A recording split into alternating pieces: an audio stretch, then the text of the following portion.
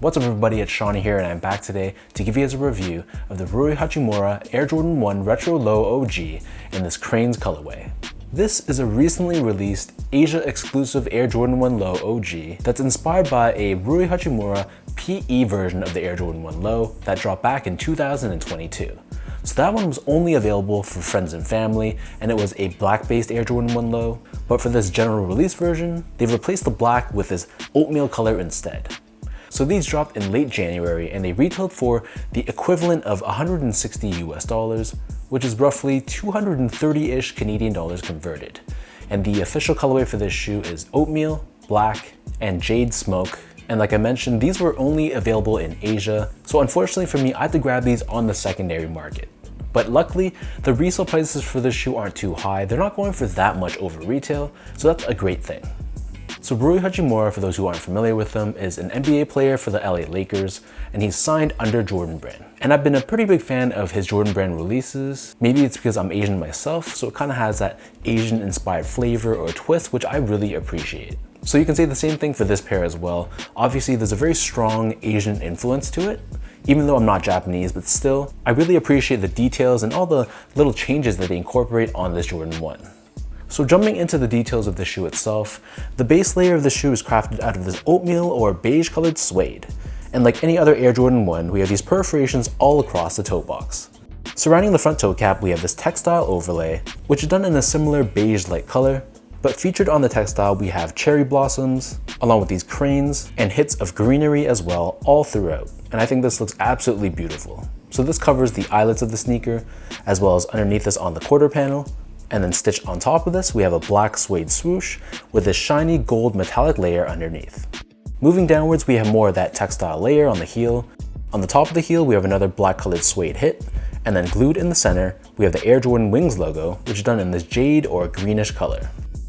As far as the laces go, so this pair, at least my pair, it only came with one lace option, and they're this tan or beige-like colored lace, and it feels a little bit stiffer to the touch, maybe it's a little bit waxed. So I faced a little bit of difficulty loosening up the shoe. So that's one of the drawbacks of having waxed laces, but on the flip side, it does make the shoe feel a little bit more premium.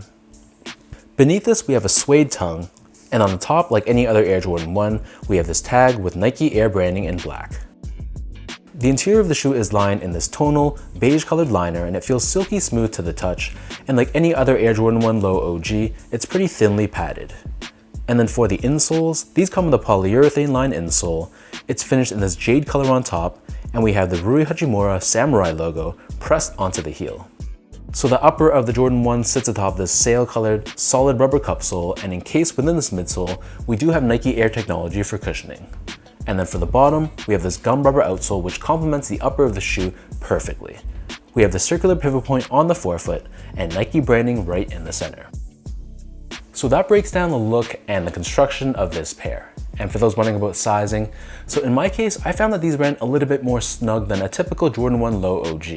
So I know a lot of people like to go a half size down in the Jordan 1 Low OG. I personally stick true to size just because I have a little bit of a wider foot. But getting these in my true size, which is a size 10, it just felt a little bit more snug, probably because of the suede and the textile layers. So I feel like if you have a narrow or normal width foot and you normally go a half size down, I think you might be okay going with that same size for this pair. But if you have a little bit of a wider foot and you still usually go a half size down, you might be better off going true to size for this pair. Unless you're willing to really break in the shoe and soften up the upper, it'll probably feel a lot better over time. Moving on to the comfort, so these feel like any other Air Jordan 1 Low, so it's gonna feel pretty flat and firm underfoot. But because it's a low top shoe, you have a lot more ankle mobility and it feels a lot more lightweight. So if you're a fan of the Jordan 1 in general, you're gonna be a fan of this shoe as well. But if you find them to be typically uncomfortable, then I'd probably just stay away from the shoe just the same. Last but not least, in terms of the quality and craftsmanship. So first off, the material quality I thought was kind of a mixed bag. So I really like the textile layers. This gives it more of an elegant and elevated feel. However, the suede layers, I thought it was not the best. It kind of has like a rough feel to it. You can feel that it's really nothing premium and it feels a little bit cheap to the touch. So it's a mix of good and not so good, but I thought the build of the shoe was great. The panels were consistently sized and placed, the stitch job was good, free of any glue stains, and the paint job was solid as well. So all in all, it's kind of a mixed bag. I just wish they had used better quality suede. That really would have elevated the entire shoe and really knocked it out of the park, but what we got, it still wasn't bad whatsoever.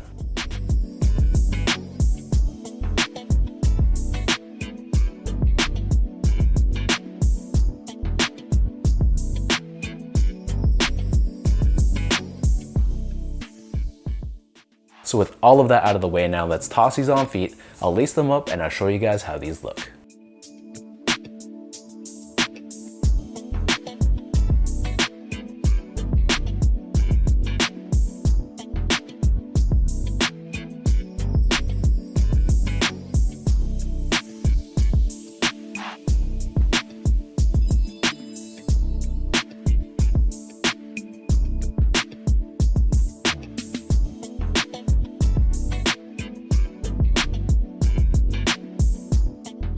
All in all, like I mentioned, this is a very elegant and premium feeling Air Jordan 1 Low. When I showed some of my friends who are not sneakerheads, the first thing they said about this shoe is that it's a very pretty looking sneaker, and I can totally get behind that. I'm not sure how much wear this will get in my rotation, but I just really like the design of the sneaker, and it just feels so unique and special. I just want to hold on to it for my collection, even though it might not necessarily be the most worn pair in my rotation. But let me know in the comment section down below, what do you guys think about this design? Did anyone else pick these up even though these were an Asia exclusive? Are you maybe waiting to see if these go down in price? Or are you just not feeling the design and it was a pass for you? And as usual, if you guys enjoyed this video, be sure to like, comment, and subscribe to my channel if you haven't yet. You can check out my social media accounts, which is linked down below. And as always, I appreciate your love and support. Your views, your comments, your likes, this is what keeps the channel going. So thank you all so much. So again, thanks for watching, and I'll catch all of you in my next video.